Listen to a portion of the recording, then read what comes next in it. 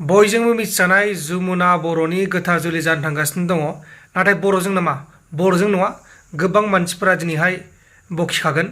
मानोना नै बर'नि मुंदांखा बक्सिं गेलेगिरि, बर'नि माने भारतनि बा आसामनि मुंदांखा बक्सिं गेलेगिरि जमुना बर'आ गुबुन हारिनि लाइमोन हेनरी पिगुजों एंगेजमेन्ट जाबाय।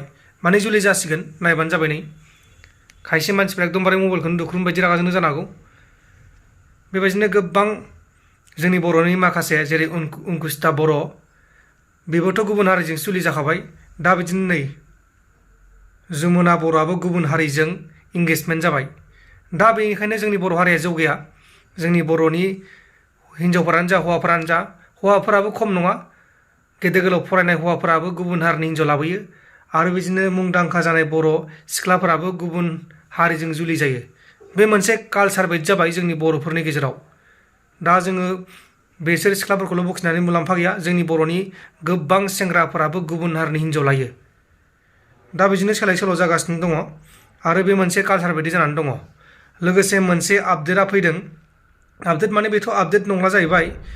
दा जोंहा नैबे चिराङाव थानाय जायबा हाग्रामा बिथांनि बाथौ खेराइ फेमिलि रिजर्ट बेखौ बन्द' खालामनांगौ होननानै बिटिआर सोरखारनिसिम गांसे आर'जलाइ फैदों जाहैबाय। आरो बे बाथ्राखौ प्रमद बर' बिथाङा बुंदों।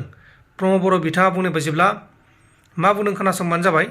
दा बेखौ आं लास्टआव देखायगोन। दा नैसो बाथ्राया अंकुसिता बर'नि जुलि जानाय।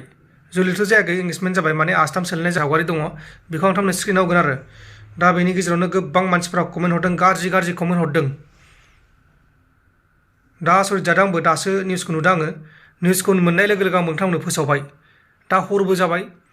नै 9:14 रिंगा जागासिनो आं भिडिअ बानायबा। आरो भिडिअखौ हगारगौ मानि 10 रिंगाबो जानो हागौ। दा बेबो मोनसे जोबोर गिदिर आपडेट। जोंनि बर'नि माखासे सिख्लाफोरा मा जाखो आरो माखासे सेंग्राफोरा मा जाखो। खालि गुबुन हारिनि हौवा लानाय, गुबुन हारिनि हिन्जाव लानाय बेबायदिनो आरो। दा मालाया जियानो जा बेखौ जों बांद्राय कमेन्ट खालामनो गोनांथि गैया। जायफोरा बुजियो बिसोर बुजिखागोन। अब्ला लोगोफोर प्रमद बर' बिथाङा मा बुंखो बेखौ खोनासंदो। बिथांमोना जौ जुवा गाज्रि साननाय गाज्रि मावनायजों राजखान्थि दैदेनदोंमोन। बिखौ दिनै रायजो राजाफ्रा खुनु एक्सेप्ट खालामा, मोजां मोना। सानैसो गावसोरनि मानसिखौनो बिथांमोना ओरै जइन खालामलाय, ओरै जइन खालामलाय, खाना जाहोलाय माबालाय बेखौ खालामगासिनो दङ। बयनिख्रुइ दुखुनांथाव बाथ्राया बेसो जे गोदो गोदायनिफ्रायनो बयबो दैदेनगिरिफ्रा भाषण होबोबाय, गावसोरबो होबाय। सुबुं सम्पद नांगौ, सुबुं धोन नांगौ, IAS IPS नांगौ, डाक्टार इन्जिनियार नांगौ। खिन्थु दिनै बाथौ खेराइ मोनसे हटेल बानायनानै हाग्रामा महिलारि बिथाङा बे बाथौ खेराइयाव लाइमोनफोरखौ लाबोनानै बेवहाय बायदिसिना जौ लोंनाय, DJ दामनानै मोसानाय आरो फरायसाफोरखौ फरायनायनि थासारिनिफ्राय गुबुंले खालामनाय मोनसे थासारि दागासिनो दङ।